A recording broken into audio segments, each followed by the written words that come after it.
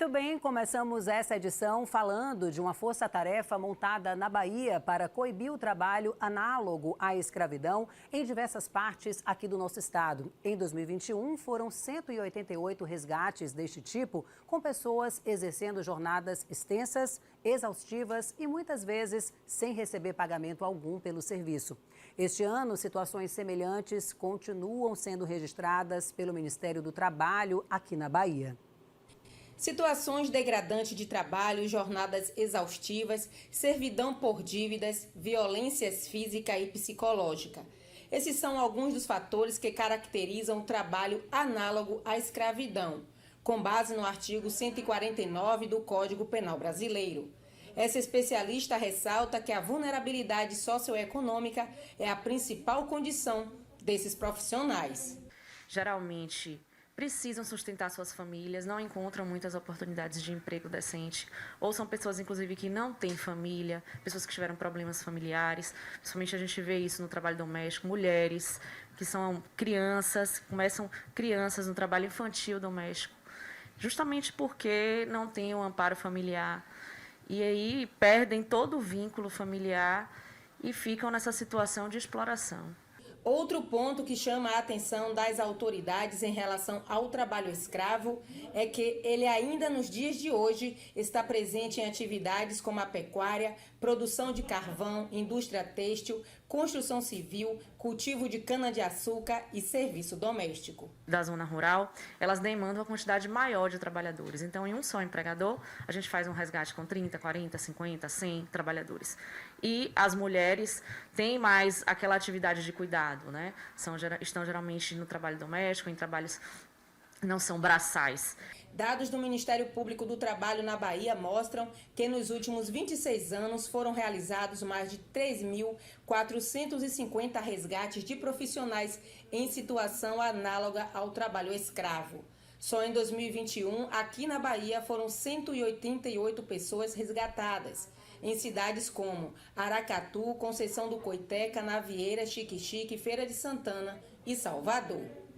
Diante desse cenário, o Ministério Público do Trabalho, em parceria com outras instituições ligadas ao segmento na Bahia, vem realizando diversas ações conjuntas em 3 principais frentes: a repressão ao crime, a assistência à vítima e a prevenção. Essas denúncias elas podem ser sigilosas ou até mesmo anônimas, e um simples relato de um fato que se caracteriza como trabalho escravo faz com que o procurador que receber a denúncia acione a rede de proteção para a organização das fiscalizações. Como assusta, né, saber que ainda nos dias de hoje essa situação acontece, por isso que a gente vai continuar falando desse assunto agora aqui no estúdio, sobre uma questão que é ainda um completo absurdo, né? Pessoas ainda hoje encontradas em todo o país no exercício de atividades comparadas aí ao trabalho escravo. A gente viu aí Feira de Santana, Salvador também, uma força-tarefa encabeçada pelo Ministério Público do Trabalho na Bahia, que trata aí dessas questões, né? Para comentar sobre este assunto, a gente vai conversar agora com o presidente do Sindicato dos Auditores Fiscais do Trabalho aqui no estado, é o Mário Diniz, que está aqui com a gente hoje. Já quero começar agradecendo, dando uma boa noite especial e saber um pouco dessa realidade, né, Mário? A gente conversava aqui nos bastidores, esses números são alarmantes ainda, como é que estão essas estatísticas? O trabalho escravo é um dos eventos mais graves que existem nas relações de trabalho. Pra você ter ideia, os dados compilados pelo Ministério do Trabalho do Brasil todo dão conta que em 25 anos, só o que foi notificado e fiscalizado, são mais de 350 mil pessoas resgatadas à condição análoga a trabalho escravo. Só na Bahia são quase 3.500 trabalhadores, né? Então, assim, isso é o que chega como estatística aos órgãos oficiais. Isso não quer dizer que seja a totalidade. A totalidade deve ser muito maior que esse caso, mas não existe uma estrutura fiscal capaz de dar conta de 100% dessa fiscalização. O que é que a gente pode dizer que é um trabalho análogo à escravidão? Pergunta... muitas horas de trabalho, é não receber pelo pagamento? O que seria? Pergunta muito importante. É uma combinação de fatores, né? A mais clássica é o quê? Aquela que você intuitivamente já vê que é um trabalho escravo, que você está preso ao local de trabalho, né? O que acontece? Geralmente o empregador retém os documentos de um trabalhador que vem de outro local e aquele trabalhador simplesmente não tem como sair daquele local. né? Segunda questão, servidão por dívida. Você chega ao trabalho e você já chega devendo o transporte, devendo alojamento, devendo alimentos, etc, etc. E você trabalha não para oferir um salário, uma remuneração, você trabalha para pagar a dívida. No geral, termina no zero no final, ou seja, você só trabalhou para pagar a dívida. E os elementos mais contemporâneos que compõem esse espectro de caracterização do trabalho escravo é o quê? É a jornada exaustiva, ou seja, aquela que você faz numa condição absolutamente além do limite normal de um ser humano, e o trabalho degradante. Esse é o caso mais típico, ou seja, aquelas condições de trabalho oferecidas por um empregador que não cumprem os requisitos mínimos de dignidade da pessoa humana. Isso caracteriza o trabalho escravo. Agora, Mário, chama a atenção a gente imaginar em que circunstância, né, esses trabalhadores são encontrados. A gente imagina que seja uma fazenda, em um lugar muito remoto, mas tem empresas localizadas na capital, inclusive, cometendo essa prática. Como é que é, de forma geral, que esses funcionários, essas pessoas, né, são encontradas? Exatamente, né? Existe um senso comum que o trabalho escravo ocorre em locais remotos. Sim. Isso não é verdade. Hoje o trabalho escravo urbano ele é uma estatística significativa nos dados do Ministério do Trabalho. Áreas de construção civil, áreas de indústria, o trabalho doméstico, que vocês fizeram a matéria recentemente, são trabalhos urbanos que a gente vem caracterizando, ou seja, a gente está refinando esta forma de fiscalização, claro, através das denúncias dos sindicatos respectivos e conseguindo constatar que a precarização do trabalho como um todo no país leva e potencializa a degradação das condições de trabalho. Dependendo do limite da degradação, ele passa a ser considerado um trabalho análogo a escravo. Muito importante você lembrar essa situação, e aí você de casa que pode não estar lembrando, recentemente em Vitória da Conquista, uma mulher foi resgatada após 40 anos, gente, vivendo em situação de cárcere privado. Ela estava nessa casa desde os 12 anos de idade e era submetida aí a diversas situações semelhantes ao trabalho escravo. E aí eu queria saber, Mário, o que aconteceu com essa mulher? Vocês acompanham essa situação até que ela seja ressarcida, né, ou que receba os direitos dela trabalhistas deste período inteiro? A pessoa que mantinha essa mulher, ela é penalizada? Como é que funciona? Essa pergunta, Milena, é importante porque as pessoas precisam entender qual é a consequência, né, de um empregador flagrado no trabalho escravo.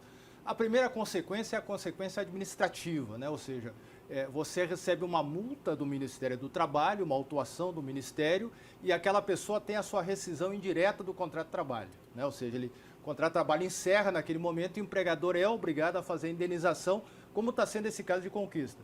O segundo elemento são os indenizatórios feitos pelos procuradores, né, que buscam o ressarcimento pelos danos morais, físicos, né, de natureza pessoal daquele trabalhador aviltado. E o terceiro e mais importante é a repercussão criminal. Sim. O crime de redução, né, de uma pessoa à condição de trabalho escravo tem uma pena de reclusão prevista de 8 anos. Né? Bom saber. Então, dependendo da caracterização de todos esses elementos, inclusive há repercussão criminal.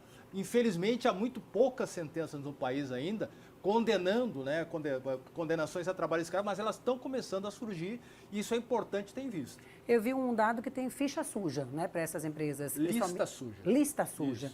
Para quê, no caso? A lista suja é o seguinte, você é flagrado numa condição de trabalho escravo por um auditor fiscal do trabalho.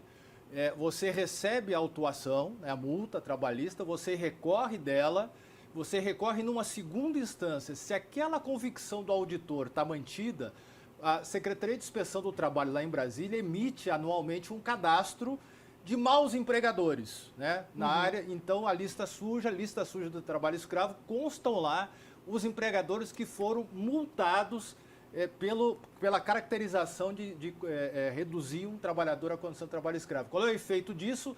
Essas empresas, esses empregadores ficam impedidos de obter linha de crédito nas instituições oficiais de financiamento. Mário, para finalizar, se eu quiser denunciar trabalho escravo, o que é que eu faço? Tem algum telefone, e-mail, rede social? Existe o Disque 100, né, que é um telefone fácil de gravar. Existem os acessos à página do Ministério do Trabalho, à página do Ministério Público do Trabalho. E eu quero, inclusive, aproveitar para esclarecer isso. O trabalho de resgate, né, ele é feito pelo auditor fiscal e é acompanhado por uma equipe de outras instituições, inclusive a Polícia Rodoviária Federal, a Polícia Federal e o Ministério Público do Trabalho. Trabalho Portanto, em conjunto, né? É um trabalho em conjunto, não, né? É nossa atribuição constitucional o resgate, mas sem esse conjunto de outras entidades ele não acontece. Tá? Ok, Mário, muito obrigada pelo seu tempo dedicado aqui a esclarecer todas essas questões. Boa noite, viu? Pronto, obrigado. Posso fazer um agradecimento? Claro. Pronto. Então eu quero dedicar esse espaço aqui exatamente aos nossos colegas do grupo de resgate que fazem as ações fiscais, que são aqueles colegas que estão lá na ponta, né, correndo risco de vida pessoal, Sim. inclusive, que é uma ação muito complexa do ponto de vista da segurança e que tem feito esse trabalho muito importante para a sociedade, que é devolver a dignidade para um cidadão ou para uma trabalhadora brasileira. Importante ressaltar isso aqui. Continuando aqui com as notícias do nosso Alba Notícias de hoje.